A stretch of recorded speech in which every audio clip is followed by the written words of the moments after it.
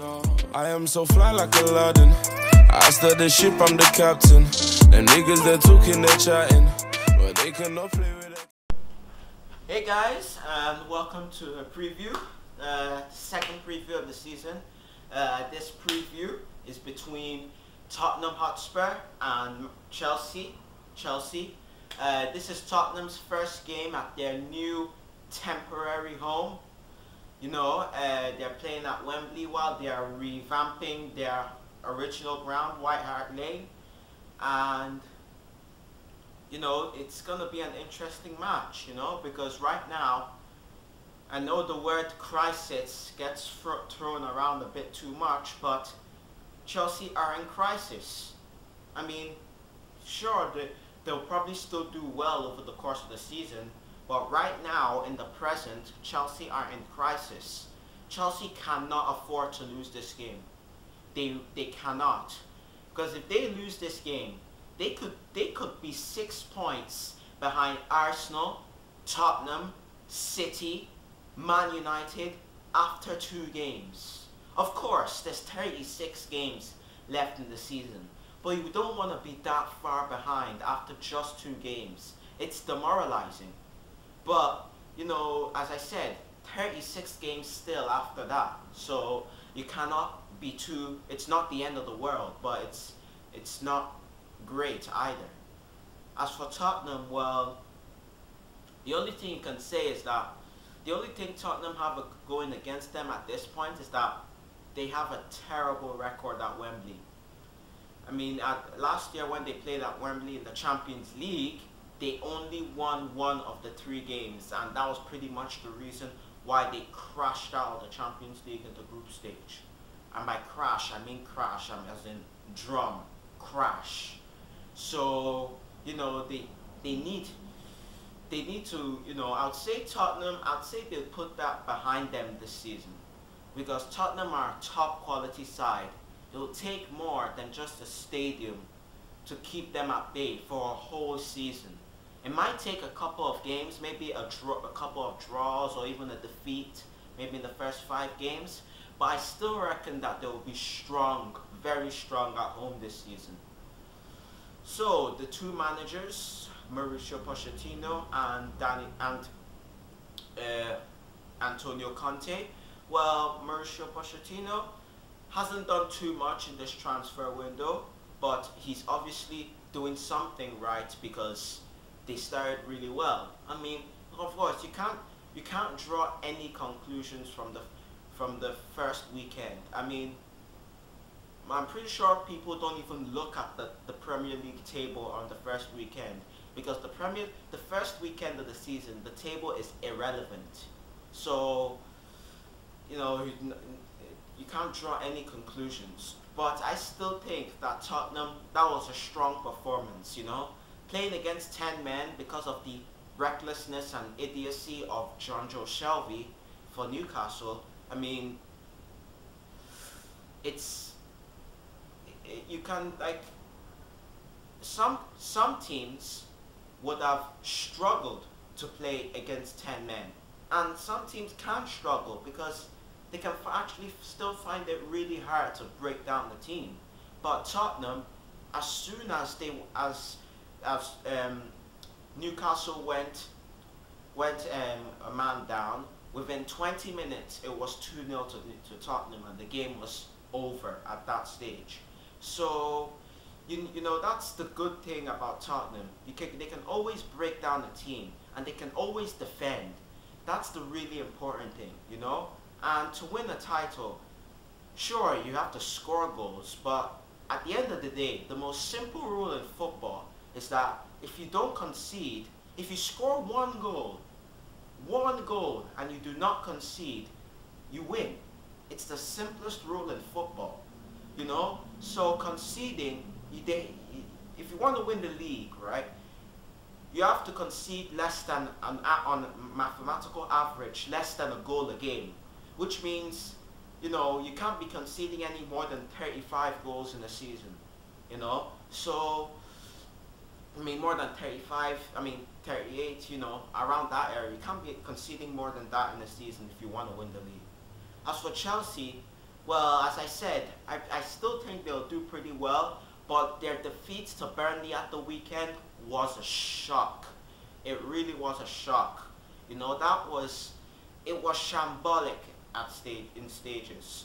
Of course, I have to commend them on their spirit, because even with 9 men, they still made a game out of it, and Burnley were getting very, very nervous at the end there. So you just think if they'd managed to keep all their men on the pitch, then they would have won.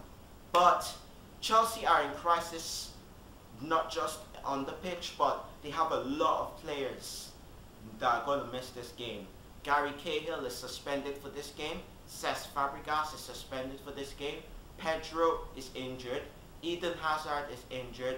Diego Costa, as we all know, is in exile. So Chelsea, I don't see them winning. If I were Chelsea, I would play for a point. I really would. I do not see Chelsea winning this game. So, right, let's go into the battles. And the first battle is between Hugo Lloris and Thibaut Courtois. Thibaut Courtois did not look his best at the weekend, but then again, nobody in that Chelsea side looked their best. So, but in my opinion, Thibaut Courtois is still the better goalkeeper, but Hugo Lloris is a better leader of men, you know.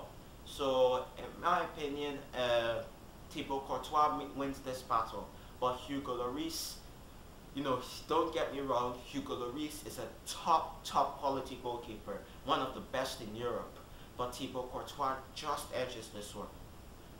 So, defense, well, there's no Gary Cahill today, as I've already mentioned. So this battle is between David Luiz and Laurent Koscielny. Sorry, Laurent Koscielny plays for Arsenal. You know, Arsenal and Tottenham, you know, come from the same area. Toby Alderweireld. So Toby Alderweireld, you know, in my opinion, on this day, Toby Alderweireld is the best defender in the Premier League, without a doubt, you know. But the one thing, I can't really have anything against Toby Alderweireld, apart from the fact that he plays for Tottenham, and Tottenham tend to break down when the pressure's on. So that's the only thing I could have against Toby Alderweireld. As for David Luiz, let's face it, he had a shocker at the weekend. I mean, he looked really frustrated, a bit too frustrated at times, you know, and he impacted his performance. So David Luiz loses this battle. This battle goes to Toby Alderweireld, which means it's 1-1. So the first midfield battle, this one is between Dele Alli of Tottenham and N'Golo Kante of Chelsea. Dele Alli and N'Golo Kante play slightly different positions, but not that different. These are both still top quality players, and you know, Dele Alli for me, he's one of the best young players in the world right now, and I would love to have him on my team. You know, Dele Alli, I mean, the way he just exploded onto the scene in the year that Leicester won the title, I have to say, Dele Alli wins this battle, because N'Golo Kante right now is not in the best of form. Sure, he's the player of the year, and honestly, he was one of the better performers of Chelsea in their game against Burnley. That's not saying much, because, as I've said, Chelsea had enough day. But yeah, so this Dele Alli wins this battle, and N'Golo Kante is very close, but Dele Alli wins this battle. So the second midfield battle now, this one is between Christian Eriksen and for Chelsea. I mean, they don't have many available, since, you know, they have a lot of suspensions. But for Chelsea, this one is Timothy Bakayoko. Bakayoko probably won't play. That's almost certain. But I haven't said anything about I can't say his first name, but I haven't said anything about Bakayoko just yet. So I figured this is a good time to just talk about what I expect him to bring to Chelsea. So Bakayoko is, I mean, he was part of the young, talented Monaco side that is being torn to shreds by Europe's top clubs that won the title last year. So Bakayoko, he reminds me a bit of, he has a bit of Vieira's at times nonchalance, at times his his dominance, and then he works just as hard as Claude Makelele. So he reminds me of those two players, kind of, a mix of both of them. So he's a top quality player. He will be a good buy for Chelsea, but at this moment, he won't play. So in fact, I'm just going to scrap this battle because at this moment, top quality and fit midfielders are in short supply for Chelsea. So, and available midfielders because Fabregas is suspended. So at this moment, I'm going to scrap the midfield battle because Tottenham win this one fairly easily. So let's go to the striker battle, and this one is between, you know who, Harry Kane and Alvaro Morata. Harry Kane has won the Premier League's Golden Boot 2 years in a row now, and he is one of the best strikers in the world, The only thing that he needs to do is to prove himself in the European stage, because that's definitely the one place where he's failed so far. So he needs to prove himself on the European stage and also on the international stage of England, because he was part of the flops of that English national team of Euro 2016. So he just needs to prove it on the international stage. But as for Tottenham, they're pretty much secure with him, because Tottenham right now, the guy loves Tottenham, and they shouldn't be worried that he hasn't scored yet, because Harry Kane has never scored in August. That is a fact. He's never scored in August. That's funny, but it's a fact. So, Harry Kane, top quality, like the way he plays, so confident, and I think he wins this battle. But let's talk about Alvaro Morata as well. Alvaro Morata, he is a poacher, a modern day poacher. He's not as skillful, he won't take free kicks, probably won't even take penalties that much, but he is a born poacher. He will be in the right place at the right time to score an all-important goal, And then it's not as if he just hugs the goal. He creates chances for his teammates as well, which is really important. So Alvaro Morata, top quality, but in my opinion, the winner of the battle is Harry Kane. So let's get to the prediction. As I've said earlier in the video, I do not see Chelsea winning this, not because they are not a good side, but because they are quite weak right now.